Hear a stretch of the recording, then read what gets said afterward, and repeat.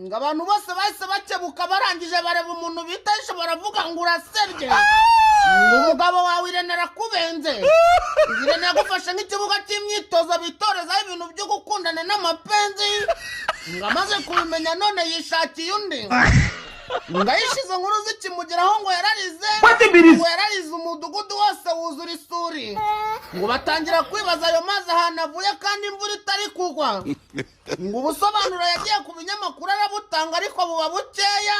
n'ubundi abaturage bagumya kumutamo ibintu bikomeye ngo wa mukobwa warasebye ngo kuri uyu munsi yagiye kuronamo ngo amaso yatukuye imitsi yareze